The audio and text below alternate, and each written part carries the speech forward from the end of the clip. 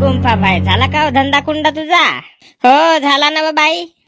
गुंफाबाई, माझ्याकडे निंदाला येतेस का व? निर्मला वहिनी, मी नाही का त्या बबिताजीकडे निंदाला जाताव व ते माझ्याकडे आली व, तर आता मी तिच्याकडे जाताव.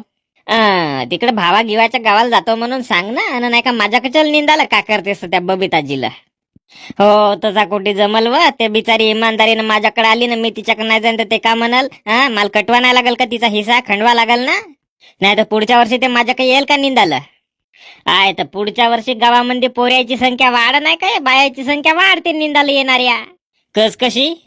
पाय गुंफाबाई, आपल्या गावचे बहु पोरं कुवारी आहेत, ते पोरं लग्न नाही करतील काय, आपापल्या बायका आणतील नाही का, त्याच्याच बायकायला आपणच नंबर आपला फिक्स करून ठेवून द्यायचा, त्याला सांगून ठेवायचा, बाई येशील तर माझ्याकडे निंदाला ये जो.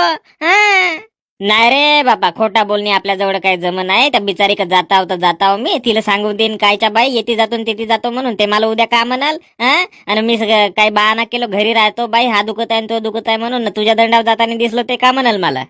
काय नाव चल नाही गुंफे, का अशी करतेस? नाही बापा, अशी नाही का झोला झेंडी आपल्याला नाही जम रे बापा.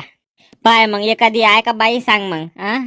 आव त्या बबिताजीशी मी नाही का मस्त गल्या गल्या हिंडलून बाया भेटतील म्हणून, पण कोणीच बाया नाही भेटल्या, तुला कुठून पाहून देऊन आम्ही? सप्पा बाया याच्या त्याच्या लागूनच आहेत, कोणीच खाली नशेत. मा कशी करू मी, माझा निंदा सापा असाच राहते का काय रे बापा?